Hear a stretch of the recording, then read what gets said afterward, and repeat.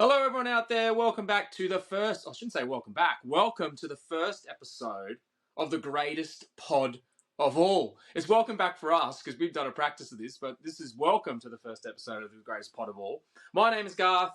That guy over there is CJ. And together, this is the greatest pod of all. How you doing, man? We need a flashy intro there. We need like a musical number in the. Yeah. I'm thinking just the Geelong theme song. Even the trumpet and the fanfare in there would be just perfect. I think. We're working on a budget at the moment, mate. This is just two dudes rapping about the Cats at the moment, but we'll get there. Did you enjoy the weekend, mate? I shouldn't say the weekend. Did you enjoy Thursday night? Yeah, it was good. Because there was that break in the year where we had like 7 or 8 weeks with no Thursday night footy. Thursday night, So every week. and it's great because you've obviously got something to talk about on the Friday leading into the weekend. The downside is obviously once your team plays, you sort of don't know what to do with yourself for the rest of the weekend.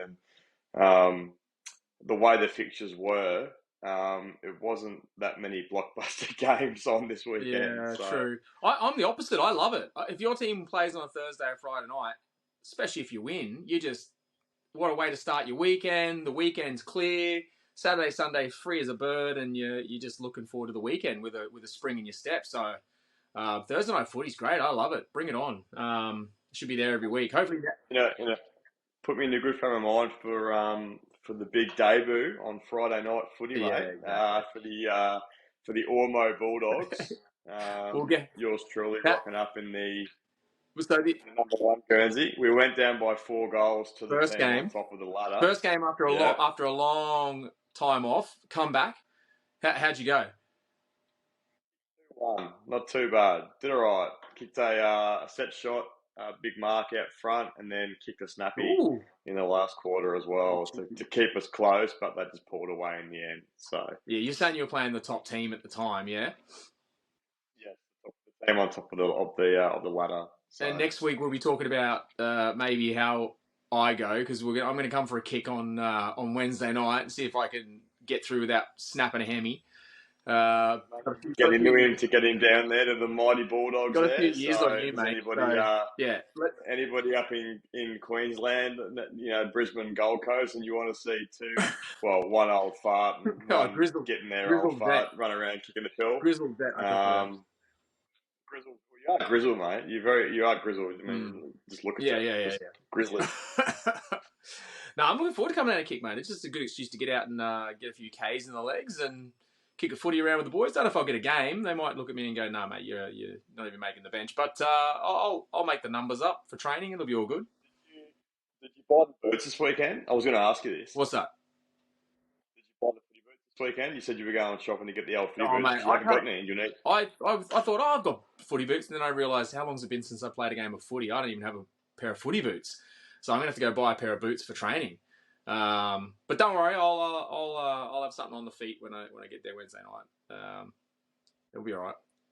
Might get something a bit Larry, go the Warwick Kappa white boots or something like that. And although white's not even that Larry these days, everyone wears white boots. But back in the day, it was crazy to wear white. But everyone's wearing white these days. But please stay away from the shorts. No, I'm not going anywhere near the shorts, mate. Don't worry about that. No, these chicken legs don't need that unless it's game day. All right, so let's get into the pod, mate. So for the people who, what we're going to do, obviously, this first episode of the greatest pod of all.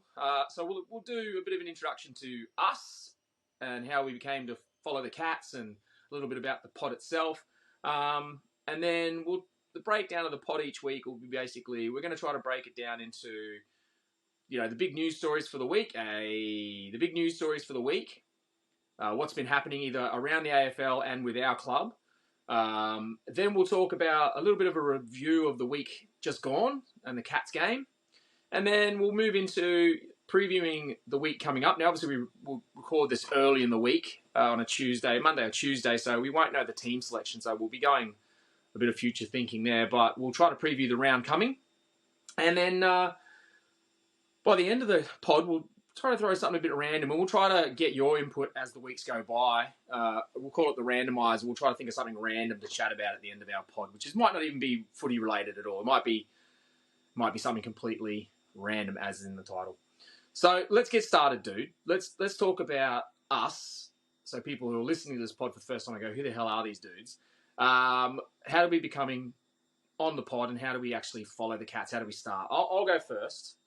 I think it's got to be age before beauty, mate. So it's got to be you. Very much. Respect your elders, mate. Hey, so I think I followed the Cats earlier than '89, but I do remember '89 being the turning point for me, being a diehard fan. '89 grand final. I remember sitting down as a young fella. I'm 7 years old. That shows my age.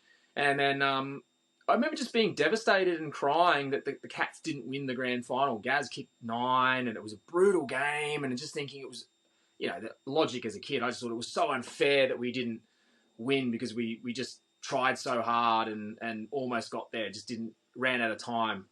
But I do remember having the Geelong posters on my wall and everything. But that was the line in the sand for me. That's how I came to follow the Cats. I remember going to Carrara, sitting in the pouring rain on the grass hill, watching the Cats against the Brisbane Bears before '89. So, it was that was the time that I bled blue and white after that, and I've just been rusted on ever since, the good times and the bad times. And we've had plenty of good times. People forget that the Cats weren't always the team that they are now. We had some pretty horrible years there in the early 2000s. So, anyway, that's my story. That's how I came to follow the Cats. What about you, man? How did you get on the Cats bandwagon? Well, it's a bit different, man. Obviously, as you know, I've spent a bit of time overseas when I was younger, and the family. I was born in Victoria, and we went overseas for a while. Came back in about 1995, and obviously I'd been living in the UK, and footy, not at that time, probably less now, was non-existent. So I was pretty big on the other sports like cricket, and I'd refuse to call it soccer, football. No, it is football. Yeah, thank you. And so obviously I came back to Australia, and you go to primary school, and there's all these kids kicking kicking the ball around, the oval ball, the Sharon, on a round field with these 4 posts.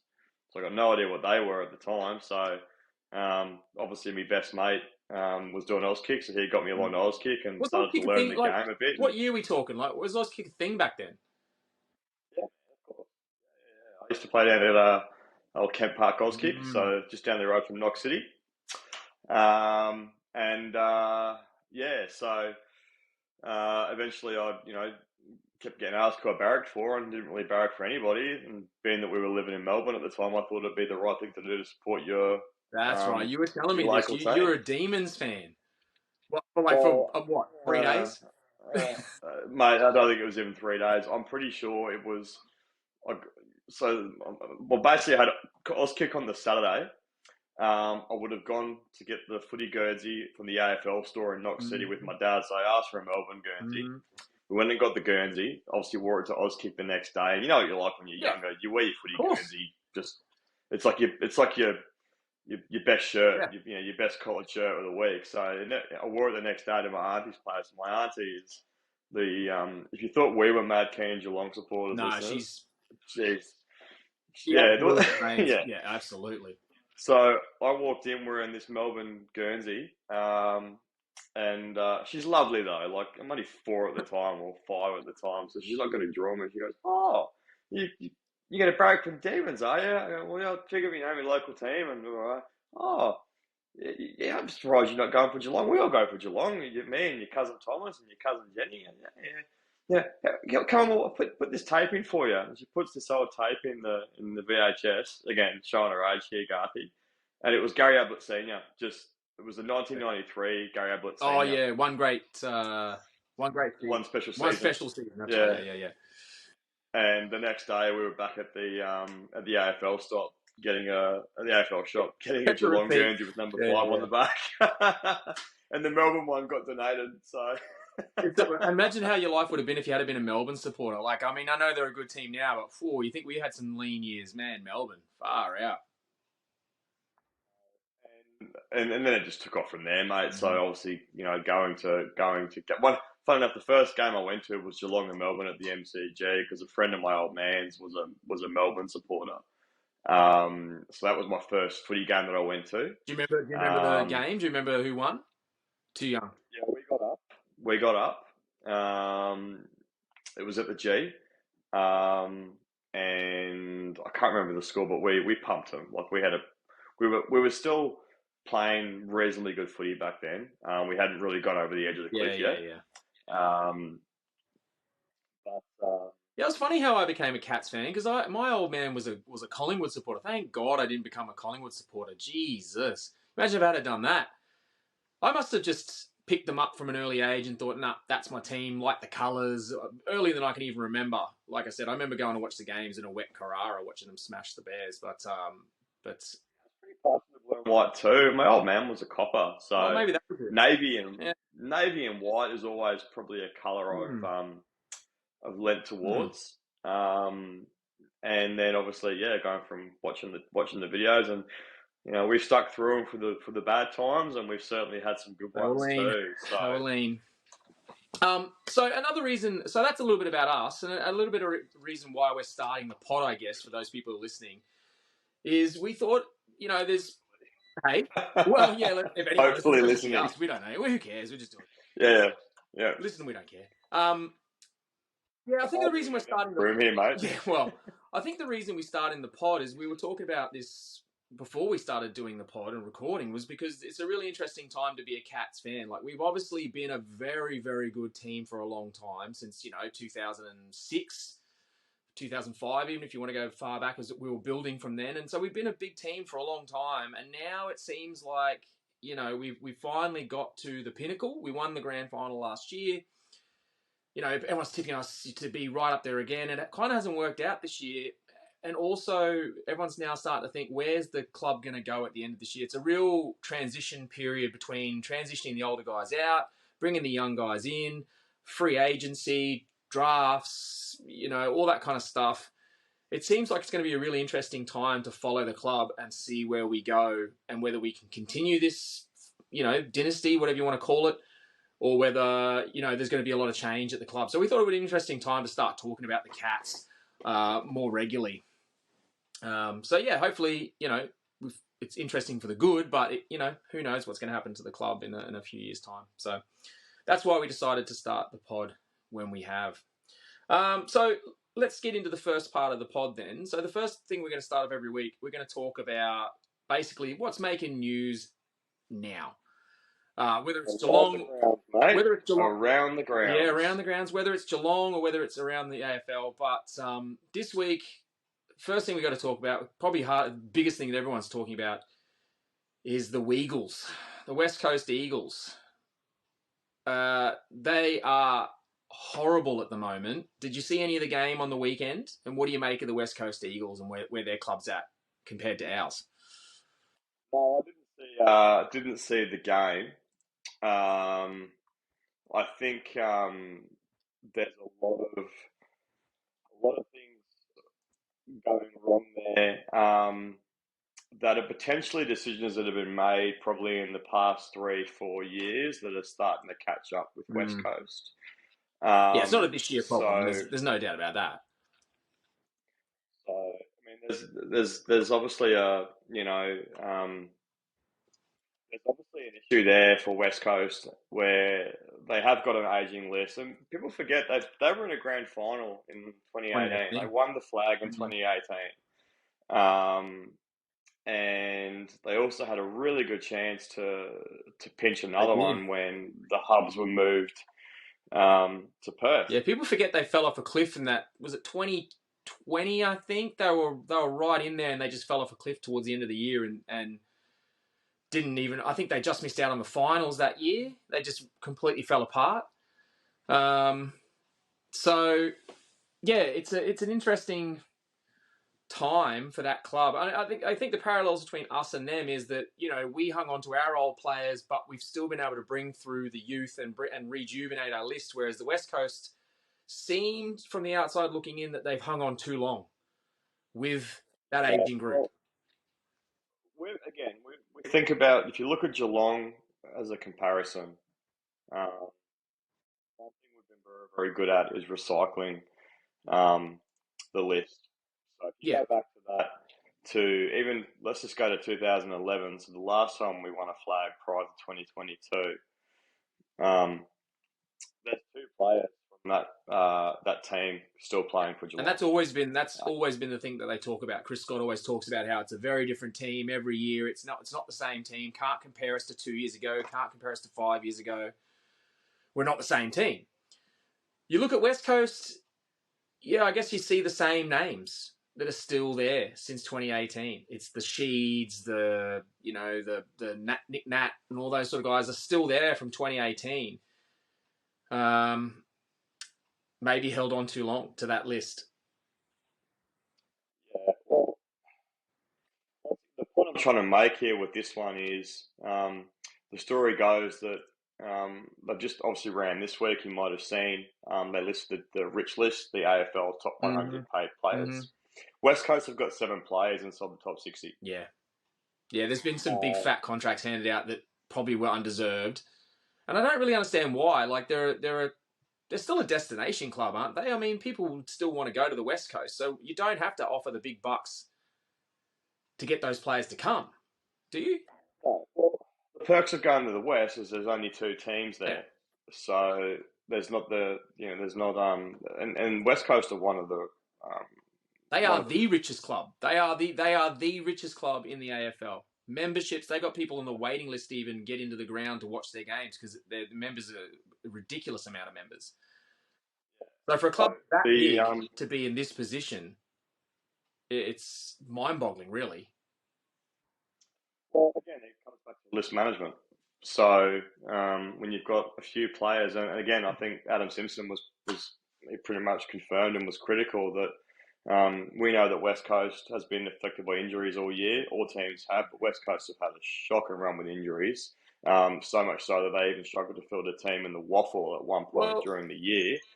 Yes, injuries. So is that a list thing, or is that, again, everyone's talking? The other thing that people are pointing the finger at is it's not just the list. So one thing is, the list has been held on to too long, and maybe some of those old guys should have been moved on, and the contracts and all that sort of stuff, maybe they can't get rid of them. But also, what's going on with the medical staff over there? How can you have that many injuries to that many players and repeatedly can't get them on the park? Look at the list. So there's, they've got some of the elder players that are in what should be their best 22. But it also starts from who you've got along every line. So, for the last 2 or 3 years, even going back let's go back 5 years, you got Nick Nat, who probably 3 or 4 years before that 2018 grand final was at the peak of his powers. And when he came in, he was the next big thing, but he's tapered off. He doesn't impact games like he used to. Yeah, can't get his body right. He's not done an Achilles, but he's as good as there, which is going to keep him off the park. You've got players like you've got Andrew Gaff. You've got like Tim Kelly, obviously leaving Geelong. He took a big contract there as well. But for more reports, I've watched all the West Coast games, but he's one of the few that's having a crack, apparently. Yeah, but I think you've got to wonder with that many players in that bracket of paid players, and players do get weathered and they age and they get sore. Nobody plays at 100%, as well. We both know. The hunger's just not there. There's players that they're looking to prolong their careers, and they're taking the conservative approach with those players who are injured in order to get the best out of them. But if you can't get them on the park, the club's going to suffer as a whole. So that hunger is just not there. And I don't think it's going to be there unless they really start moving players on. I saw... But the problem you have there is with the way that they're playing is there's going to be nobody wants to go there. There's talk about the number 1 draft pick. Yeah. Trying to preserve his football future by refusing to go to West Coast if he gets drafted. He won't. So, apparently there's a lot of Western Australian youngsters in the draft. Maybe not going to go in the top 3 or whatever, but apparently there's a lot.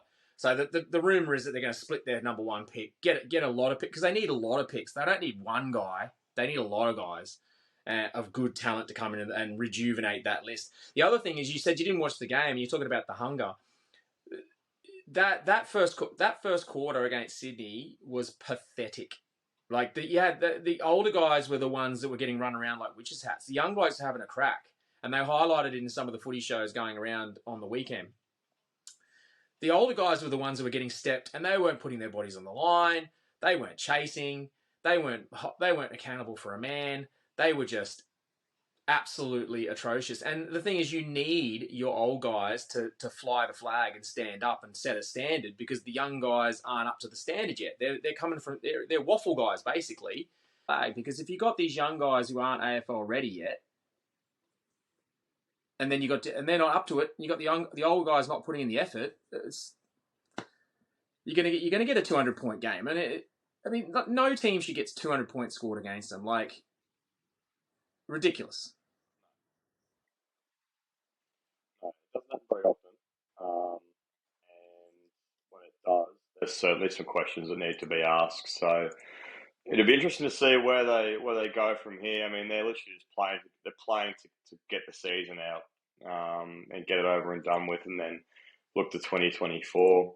And the thing is it the coach? Does the coach go? I mean, he's the one that cops the can basically when all the decisions that have got them in this position probably aren't his. But does the coach go? Do you survive this many losses by 100 points? And they're going to get more. They're going to get smashed for the rest of the year. Yeah, well, you got to remember, like the waffle,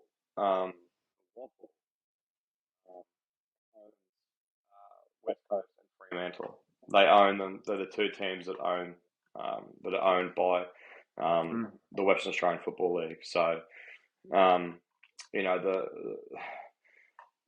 until something changes there, it's going to be hard to see where they do go from there. So we might have a quick look at it actually. At West Coast at the moment, so they're bottom of the ladder, very much struggling. Their next few games, they're not going to be easy games. So coming up, they've got St Kilda. They've got to come up to Brisbane. They host Richmond at Optus Stadium, Carlton in Victoria, and then North Melbourne in Perth as well. That's their next 5 games. So look, there's definitely a couple of winnable games there if they can get their but they're best. Not, like you said, mate, they're not having a crack. They might turn up and have a crack against North Melbourne because they think, oh yeah, we might have a chance of winning that. But the other games, they're not going to put in the effort. They're not going to have a go. Well, there is a derby in there too. So there's obviously you've got to get up for that as well. But look, I just think they're playing for next year at this point, so they can rest and regroup. But I mean, look, don't be surprised if there's probably a few players that will seek trades to go elsewhere, and then that will then come back to West Coast in the form of draft picks. So that's the big news outside of our club. Let's talk about our club. The big news that came from the game was the Jeremy Cameron concussion, and then some stupid comment. I thought that was stupid. Some silly comments about whether Rowan should get suspended for knocking his own player out. Did you hear those comments? Yeah, ridiculous. We all heard the noise. What do you think of the actual incident itself? Like, we were talking in the night whether Cameron knew Rowan was coming across him, whether that was a misunderstanding, and Rowan thought maybe he was going to hold his player. Jeremy Cameron was going to hold his player out and let Rowan come across the front. What do you think happened? I think that it's accidental.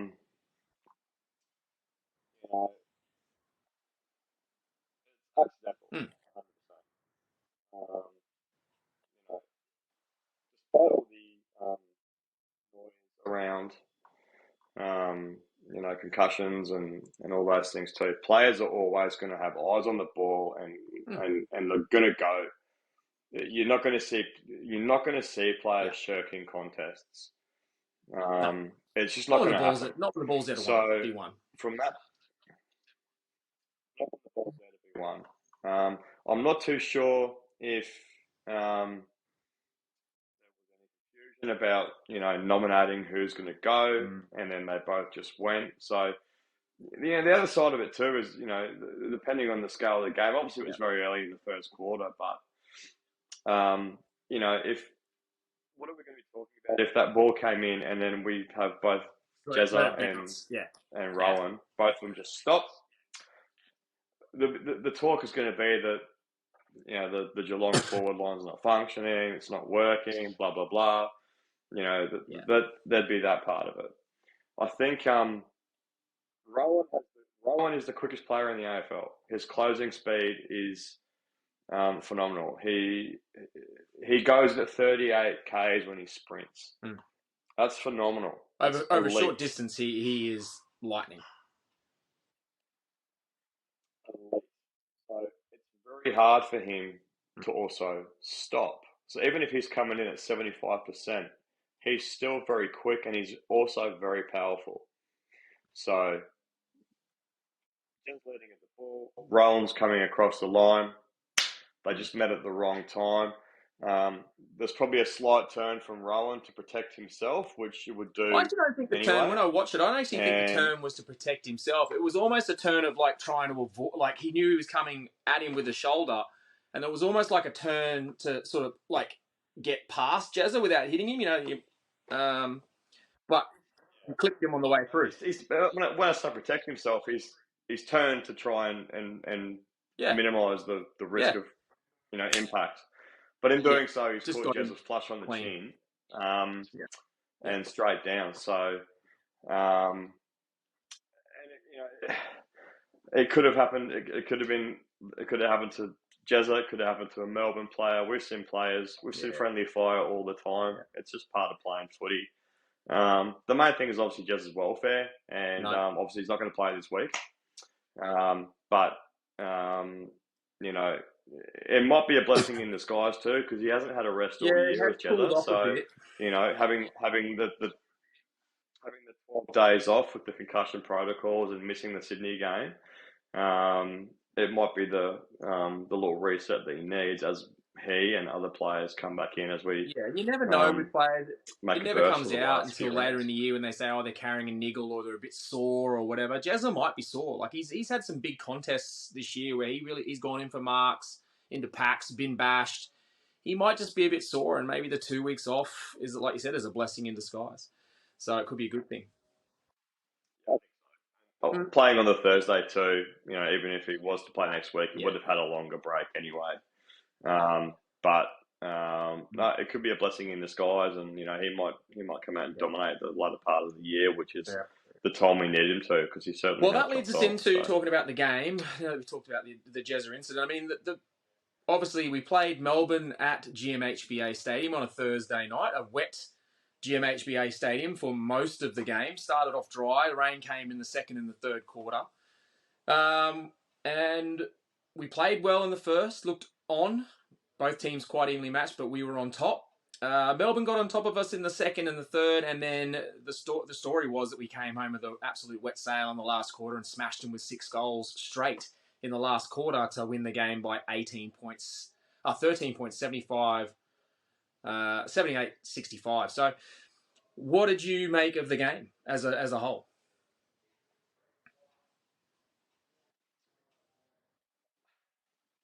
I told you that weather was going to be a real we talked factor, about whether it would help, whether the wet weather is a good thing or a bad thing for a team that's not going 100%, or just a team that's needs a win above all else. And you said, the rain would help.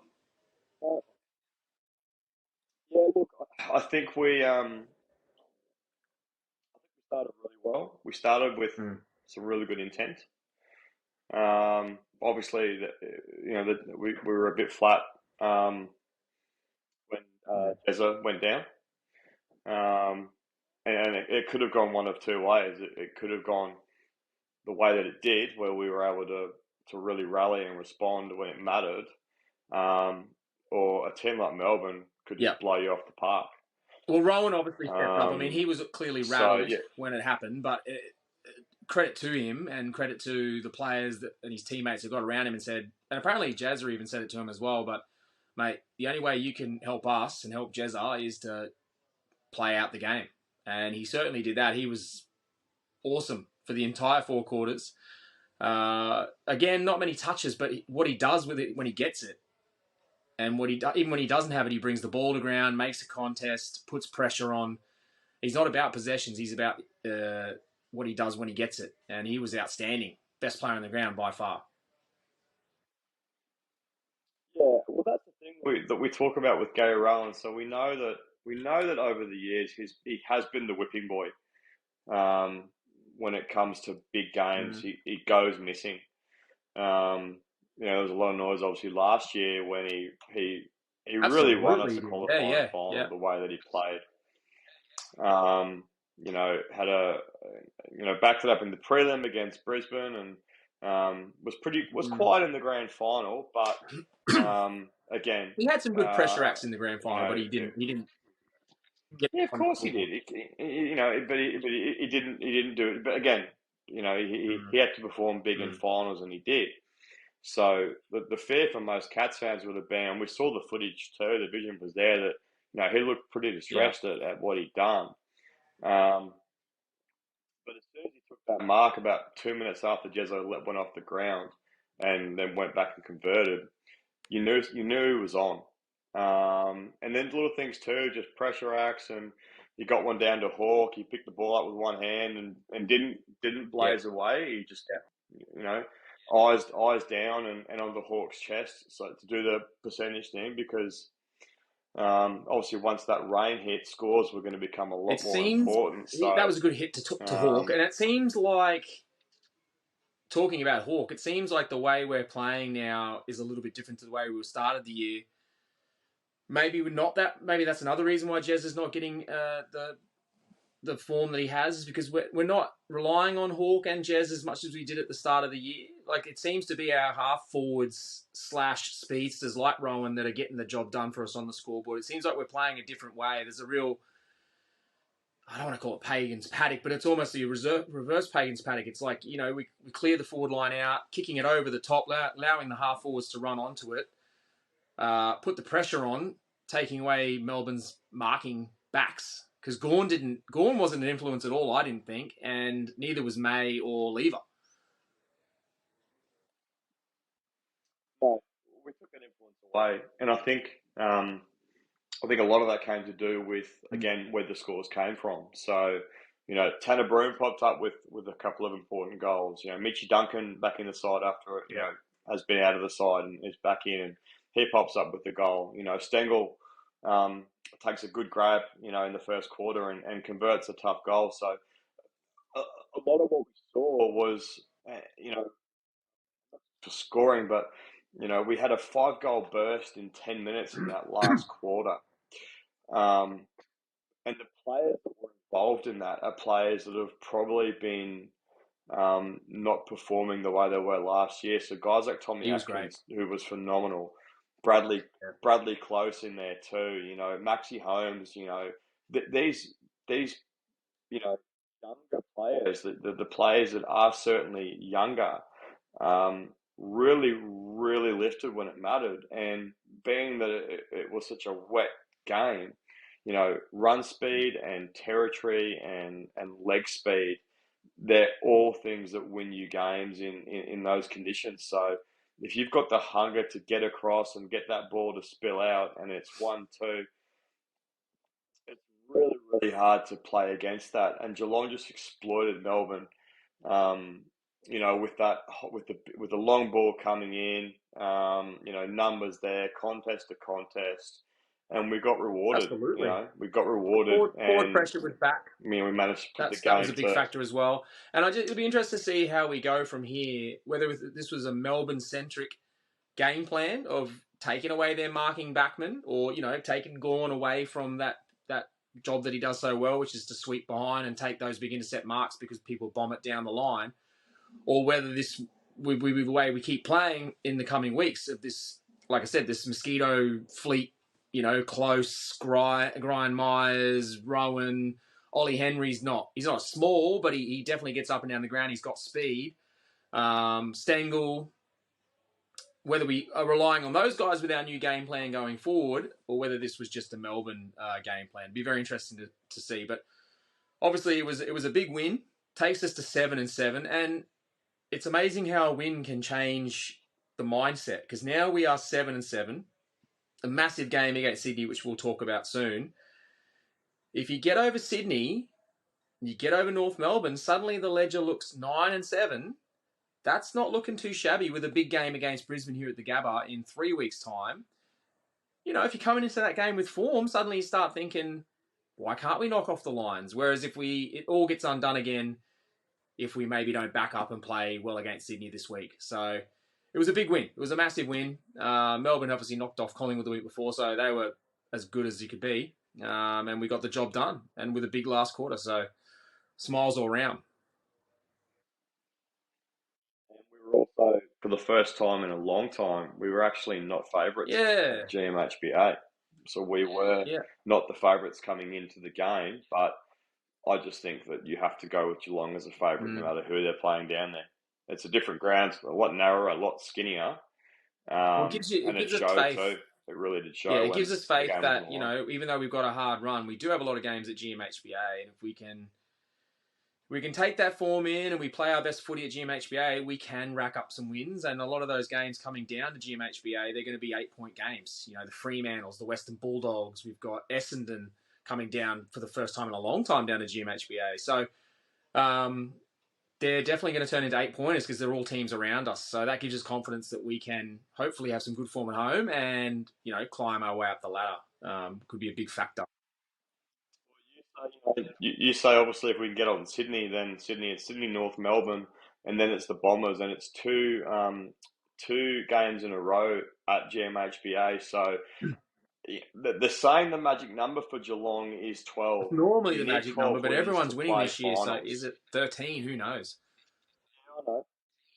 But, if you look at the teams that we do play this year, so we're obviously going to play Melbourne, we're going to play Essendon at GMHBA. We're going to play Port at GMHBA as well, and we play the Bulldogs at GMHBA, and we also do play a game against the Saints at Marble too, which we do play well there. So look, that's what I'm saying. They're all 8-point games. That Western Bulldogs game, that's an 8-pointer because they're in the bracket of teams outside that top 4, and I don't think the top 4 is probably going to change. So that 5 to 8 is up for grabs. So you got an 8-point game against the Bulldogs. You got an 8-point game against Essendon. You got an 8-point game against Fremantle. 8-point game against St Kilda.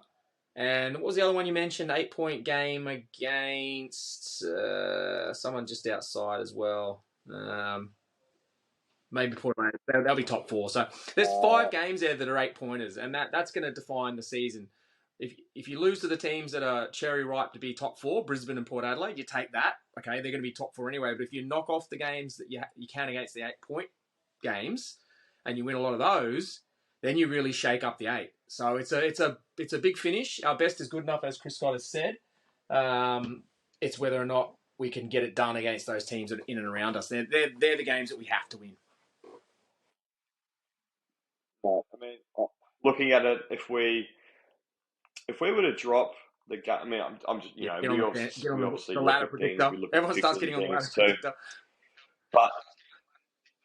But I'd love to get your thoughts on this too. I'll take dropping a game to Sydney at Sydney and dropping a game to Brisbane at Brisbane if we win the other games that are there. The only other game I'm looking at that I'd be concerned about is playing Collingwood at the G on a Friday night.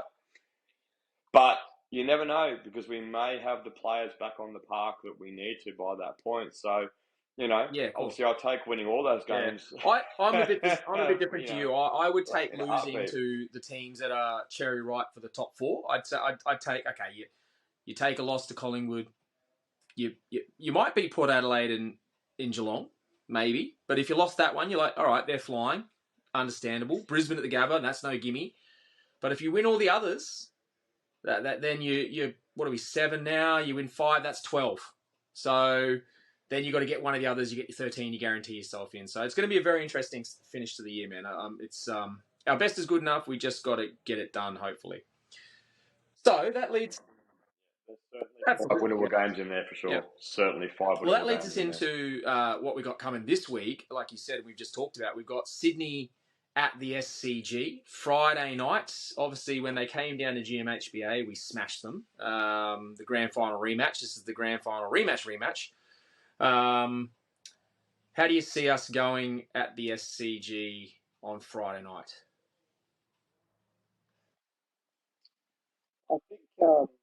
I think we'll definitely go in there with a kink in our tails after a big win.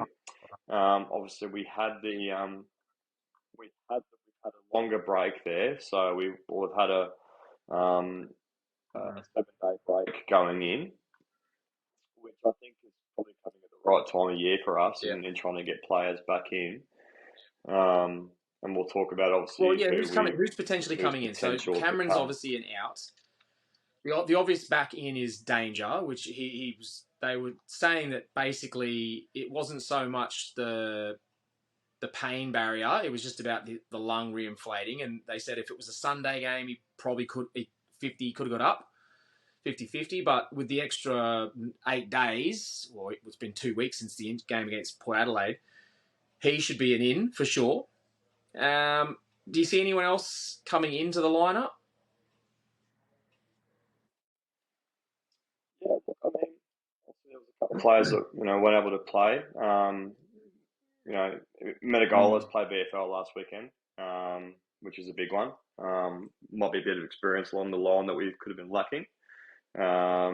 Ocean Mullen, adductor last week, didn't come up, but apparently he was pretty close to being selected. So obviously he hasn't played too many games, but his leg speed could be very important as we get closer to the business part of the year. I don't see many changes. I think Danger's the obvious one. I mean, who was the sub for us? It was Bowes, but we're not quite seeing the Bowes that Chris Scott sees yet. But he's big on Jack Bowes as a player for the Cats and being very important to us. There must be a role there that we don't understand from the outside looking in, but Chris Scott clearly loves him. I mean, he'd be the one you'd think might drop out because he was the sub, but who do you drop if Dangerfield does come in? Is it just Bowes because he was the sub, or someone else come out that didn't really shine on the night? Yeah, look, it's a tough one. I think Bowes will probably be the unlucky one. I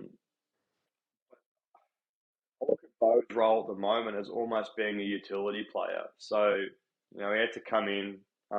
He is versatile. That's definitely a factor of why he's in the team. Yeah, he's played in the midfield. He's played off the half-back flank when he was at the Gold Coast. You have to play right in the guts, this weekend. He had 12 touches on a wet day. Well, I think the big one was 7 inside 50. So he clearly gets... Yeah, I mean, maybe it's not about the disposals. Maybe that's not the role. Maybe for him, it's getting it on the outside and getting it in. I'm not sure. Like I don't really see the role that he's playing. But again, we don't have that inside knowledge. But they clearly love him and they clearly missed him. They said Chris Scott said as much that they missed him in the team when he hurt his calf. So maybe he stays in and holds his spot, and maybe it's another utility that comes out. I'm not really sure. I mean, apparently Sava's are close to coming back as well. He played VFL last week. Yeah, that would be, on a smaller ground like the SCG as well, where the ball is going to come in quick and long. If Sava's right to go, he'll certainly be a big in as well. I think Chris Scott, mate. He loves a surprise, so. He may pull Bowes out, bring Danger in, and Mitch Hardy was solid against Casey last week, mid-season draft. Showed a fair bit. Obviously, there's Brandon Parfitt in there as well. He's obviously been a bit under the cosh as well this year in regards to he has. But you got to remember he was a sub in that grand final, so he was on the cusp there as well last year. So there's certainly a few players to come in, and obviously we've got there's Ollie Dempsey down there as well, and there's definitely options. It's just depending on what the matchups will be like and how tall Sydney goes. I don't know if Franklin's back. I think he might be out for one more week. So it'd be interesting to see the ins. The other thing for me in terms of form line, you know, if you see it on paper, you see 205 plays 30 something, you think, oh man, they must have been on fire. But they were playing against witches hats. In your experience of playing and games you see in the AFL where teams have smashed another team, can it have some complacency? Does it inflate your ego a bit to the point where you think we're going pretty well, but you're not going as good as you think you are? Like, is that a factor for the Swans? It's a very dangerous game to play, especially with how unpredictable Geelong have been this year. And who knows, mate? They might come out and absolutely belt us on Friday night. They very well may, but the story with Sydney this year has been obviously their back six. And I just think that down to is obviously being an away game at their ground. Chris Scott is one of the hardest coaches to coach against. I think that's been said quite a fair bit. So if I know from watching as much footy and playing as well, he will look to exploit West Sydney every week this year, which is that back six. So, if you look at, looking even at the ladder, for example, Sydney, they're 14 games, they got some six ridiculous wins, percentage out losses. of that game, obviously, which inflates their position because I think they got 13 points of percentage or something out of that game. So, but I mean, prior to that, there wasn't they were in amongst the pack, and percentage is obviously going to be a big thing, I think, coming into the finals this year with how tight it is. But it's the first game in a few weeks that I'm not too worried about. Like, I think our back six is coming together now. Duncan's back, and De Koning looked like he was back to some of his better form. So I feel like we got a solid back six at the moment. Our forward line, we're losing Jeremy, but I feel like we can cover for him for a couple of weeks because of the SCG and all that sort of stuff. It's a smaller ground. You don't necessarily need your big clunking forwards down there. The midfield's always been the concern. Like, we're a bit light on in our mid, but I don't know. Maybe I don't know enough about the Swans, but I don't feel like their mid is as strong as, say, Melbourne's mids from last week or from Port Adelaide's from 2 weeks ago. Do you feel it the same? Can we match them in the middle?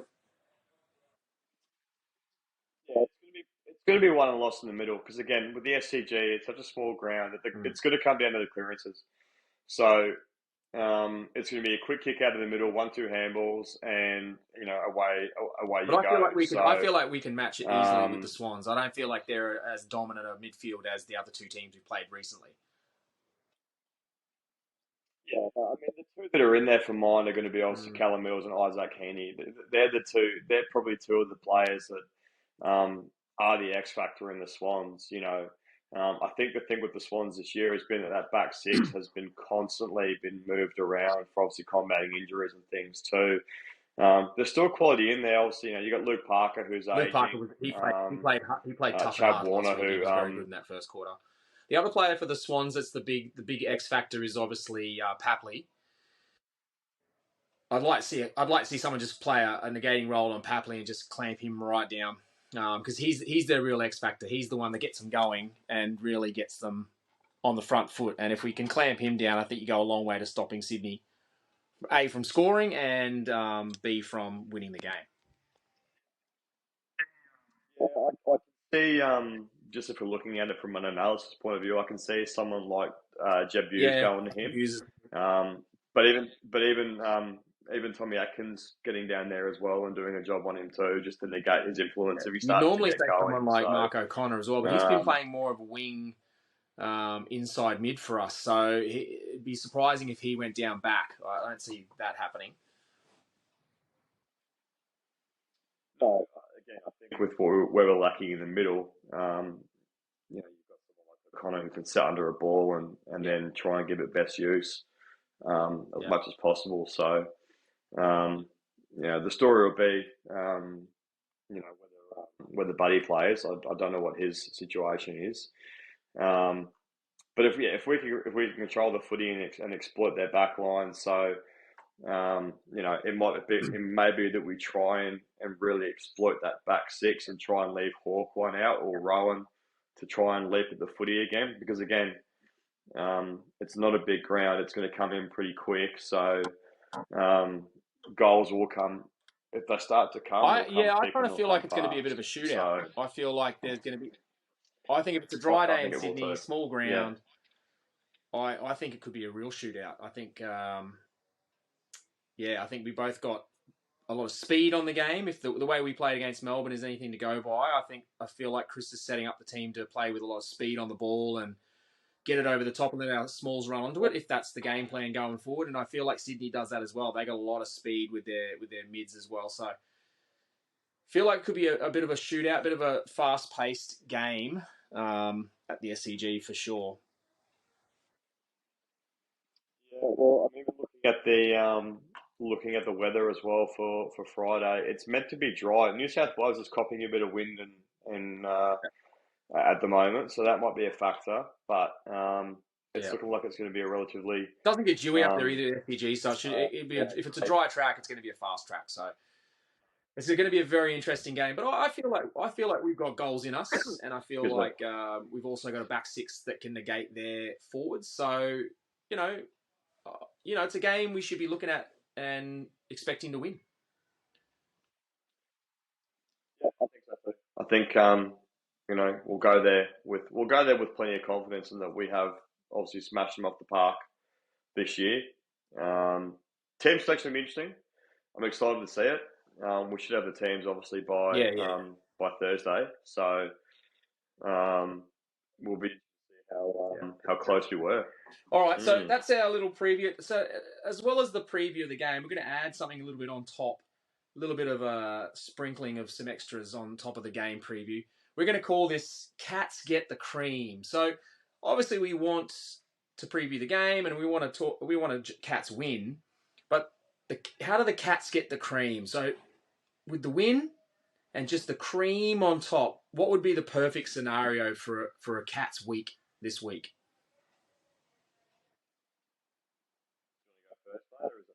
Do you want to go first? All right. Well, how do I go first? Or you got something you want to go with? How do the Cats get the cream? What's the win and a little something? The cream of the crop.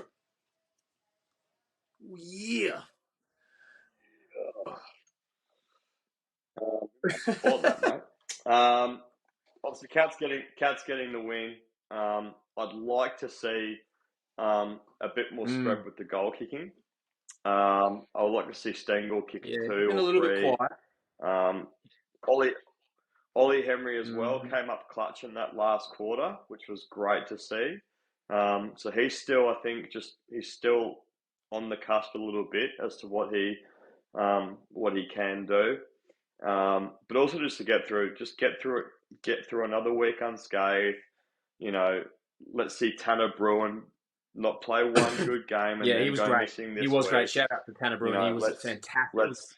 Fantastic game. Absolutely. You could see the potential was there, but he played an outstanding game against the Demons. Yeah, a couple of goals and just in and under. He was clean. He was Bartel-like. He was clean. Yeah, if we're looking at it as a whole, the cream for me would be the win, and that group of young players, core players that are starting to string those games together, playing another really solid game of footy to take us into the following week when we've got 2 games in a row at GMHBA. So if we can get on the trot by winning a big one away, as we've won a big game at home last week, then I think that would be the cream on a beautiful nice choice. All right, my cream of the crop. Blow my voice out doing much, I mean. My cream is my cream for the Cats. Obviously, we want the win, but my cream would be to see Stanley and Dangerfield in the middle putting on a good performance. There's still questions around our ruck, and I know we had a situation last year where Stanley was taking the ruck, going down back and helping out our half back line, playing as an extra defender, as a real stopper. We haven't had Stanley in the team for a long time. We now haven't had Stanley and Dangerfield in the team for a long time. So I guess I'm looking for a lift from Stanley. Like, he did a negating role, I think you could probably say, against Gawn and Melbourne. But when you look at his output in the game, his hit-outs and his hit-outs to advantage and his actual disposals around the ground was down. So I'd like to see, the cream for me would be a big performance from Stanley. The Swans ruckman is a very good ruckman, and we need a big game from Stanley, I think, around the ground and also in the actual ruck contest. So that'd be my cream on the crop, a cream on top, not cream of the crop. The other way we're going to talk about the preview, the other way we're going to do the preview is we're calling it 9 lives. And this is the opposite of the cream. This is basically, either win or a loss. But what would be a worst case scenario for the Cats against the Swans? What do we really not want to see happen? You got anything? I'll go first. Last go, mate. So you go first on this one. All right. I'd probably say on the spot. I'd probably say Danger goes down again. We got. What do we got? 8 games left? 9 games left? We're 7 and 7. So yeah, we got what? Do my maths. So Danger can't go down again. He can't pull a hammy. He can't do another long-term injury. We need Danger to be building from now into the finals if we make it. If we're going to be any chance, Danger has to be there. So the worst case scenario for me, the 9 lives, we'd be definitely losing a life if Danger goes down again. That'd be my bad one. What about you?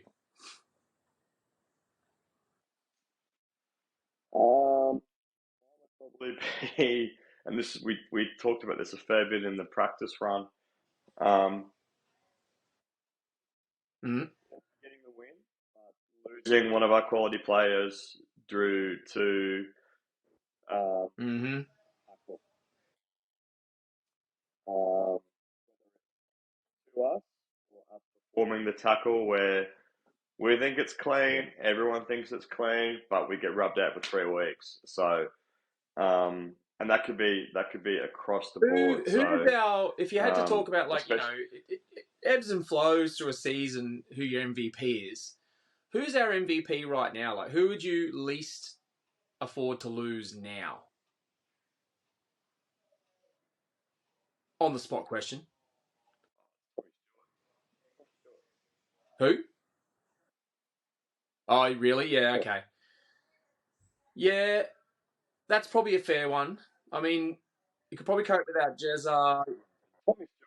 Cameron, come on. Jezza, you don't like. He's out for 2 weeks now. You don't mind now's okay, but I don't think we can afford to lose him for finals. So he's probably MVP. He's the most important player at the moment. I'd say probably Mitch Duncan. I think Mitch Duncan is the one that really sets us up. He's not really there to play on a man, a bit like Tom Stewart's not there to play on a man, but Duncan absolutely more so. He's not there to man mark someone and play defensively. He's there to organise, set up the guys in front of him, get the ball moving, and we tend to play slow and a bit staunchy and stodgy when we don't have him in the team. So I probably feel like, and he's only just come back too, so we need him to be building into his best form. So probably for me, Duncan's the one you don't want to lose right now. He looked good, didn't he? He looked fit. Yeah. The Port Adelaide game was a bit rusty early on. He was missing a few targets and missed a few kicks, but he looked right on against Melbourne. So, yeah, I think he's probably our most important player. If we're going to play the way we played against Melbourne. When Tommy Atkins did that 2 or 3 effort and cleared the ball out of 50, who's on the halfback flank?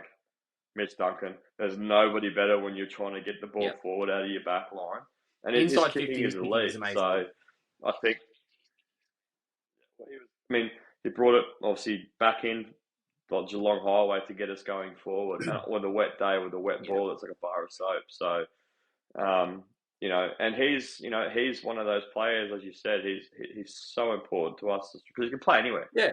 You put him anywhere in the side and he'll do a job for you. Yeah, agree. Yeah, cool. All right, so that's the preview, and the Cats get the cream in our 9 lives. Hopefully we don't lose one of our 9 lives. Hopefully we don't lose one of our 9 lives this week. So got to be a soundbite for when we do this segment. You've got to get the soundbite of Macho Man in there for sure. Save your voice too, man. If you get the actual Macho Man was the man. All right, so we finished off the pod. We've done our first episode. It's almost over. It's been a good one so far. We finished off with something random, mate. Now, do you want to go? I'm going to give you the choice because we haven't had any feed. Obviously, first episode, we haven't put it out to the people yet. Do you want to go party etiquette, or do you want to revive our Chocky talk from? Because I had a party. I had a party etiquette question posed to me recently, and it got quite heated. Do you want party etiquette, or do you want our revived Chocky chat? The Chocky chat always gets heated, but I think we should save that if we yeah. All right. Well, we'll go party then. So here's the situation. You know, new party so etiquette. Here's the situation. Let me paint a picture for you, right? So I go to a house party, but let's say it's a barbecue, whatever. You bring your carton of beer, right? It's there for everyone to have at the party. At the end of the night, after you've finished, you're going home, you've had your beers, you've shared it with everyone. Are you allowed to take the beers that you brought to the party? Are you allowed to take them home for yourself, or do you have to leave them at the person's house because they hosted the party as a thank you?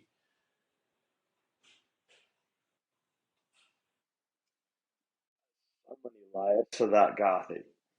What? No, it's as simple as that. Like, I brought the beers. I've shared all the beers. I'm happy. It's community. Dig in, boys. It's great. Beers all around, right? And at the end of the night, I go, well, didn't finish off. I got a 6-pack left, or I got a couple of beers left. Am I okay to take my beers home and enjoy them and put them back in my fridge, or is that a bad thing? Set me up here, mate, because you did this on the grand final. I do. I'm not gonna. I'll put it out there. I am a serial beer collector. I'll take it back. It's my beer. Are you saying it's your beer? Can I give my take? No, I'm not saying that at all. Can I give my honest take on it? You're going to call me cheap, and you're going to say that I shouldn't take the beer. You think that, but mate, no. I think you need to pull your head in, mate, and just let me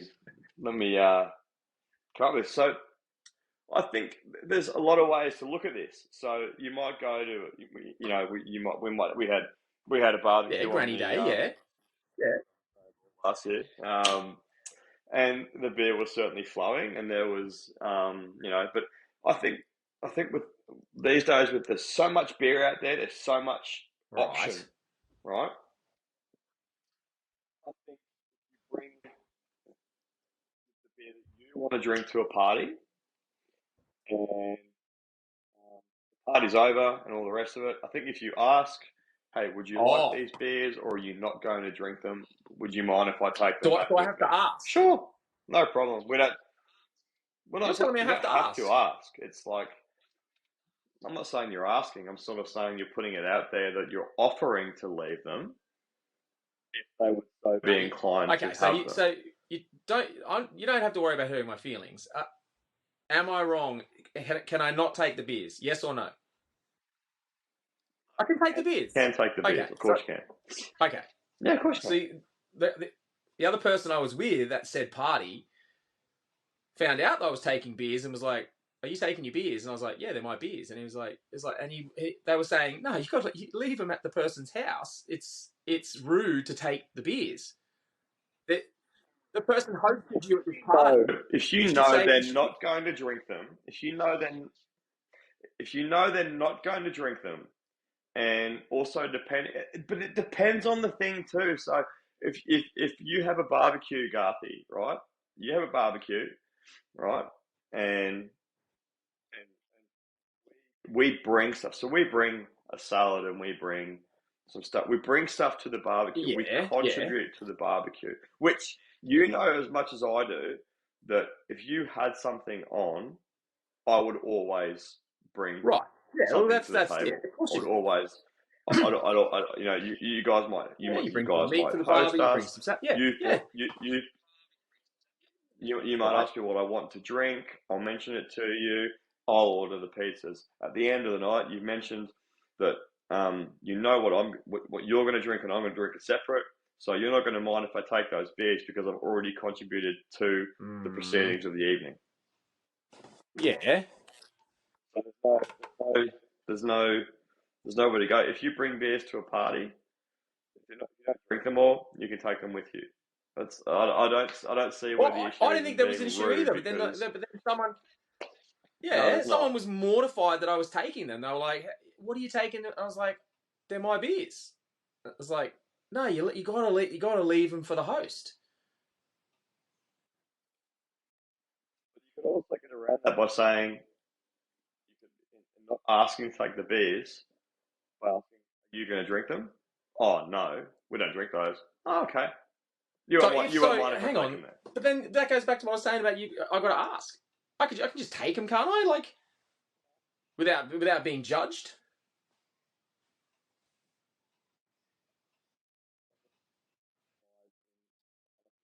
Not what you think. Depends on. So you're saying it doesn't matter what I think. It depends on what the host. So it changes at every party.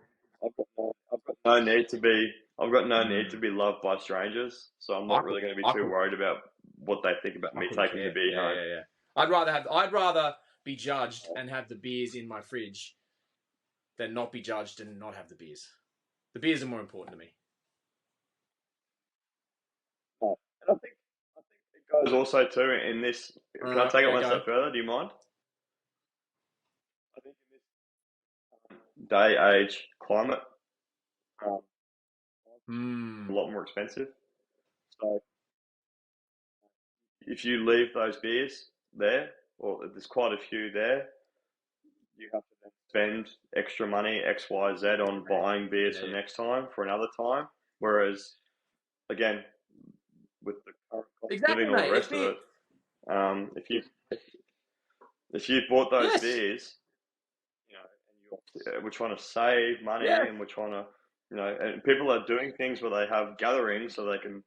There's not one person hosting the whole thing and forking out for all the beer and all the soft drink and all the mixers and all the food and all the. I don't get the bits and pieces. I don't get the cheapy crap stuff. I'm bringing some good beers to the party, you know, and you're welcome to them. But if you don't drink them, well, I'm not going to waste them. I'm going to take them home. I think especially this day and age, it should be looked on as frugal, as being frugal. The wrong thing to do.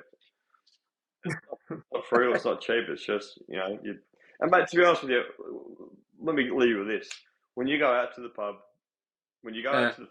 as an example, do you buy beer or do you rent it? Oh man, this is like some sort of like psychology trip right here. Like,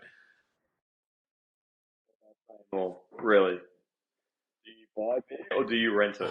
On some sort of that you're getting too deep now, man. On some sort of philosophical, crazy sort of. No, well, think about it. You have two beers coming back out of me, so I don't get to keep it forever. So I guess technically, someone could say I'm renting it. No, this is getting too deep now. We're going to end it there before we get into this whole rabbit hole we can't get back out of. All right, there you go, guys. So that was the first episode of The Greatest Pod of All. Thanks for tuning in and joining us. Hopefully, we'll be in touch with you guys soon on some of the forums and things like that. Get your feedback for the show, get some suggestions for things to talk about, maybe the news and some random topics. And then hopefully we'll be talking next week after another big win to the Cats, mate. But and I'll update everyone on how footy training went. I'll see you Wednesday on the track. I actually won't be able to watch the game because I'll be pulling on the Guernsey for the Mighty Bulldogs. So you'll have to take the right. I'll have to make do with the mini-match, mate, when I get home. I won't be on the chat. I'll keep you out of the loop until you watch it. But no, keep the chat going because I'll know whether I need to rush home or just look. If your phone's pinging, it's good. If it's not pinging, probably give it a miss. Both sides because when we're going good, the group chat's going off. That's true. Yeah, who knows? Yeah. True. It's just lots of complaints. All right, dude. Well, let's leave it there. Thanks for joining me, mate. We'll talk soon, and yeah, we'll talk after hopefully the other big Cats win. See you later, guys. Peace. This is Garth and CJ hosting the greatest pod of all, and we'll cue the intro or the outro, I should say. If we had 3, 2, See you, 1. mate.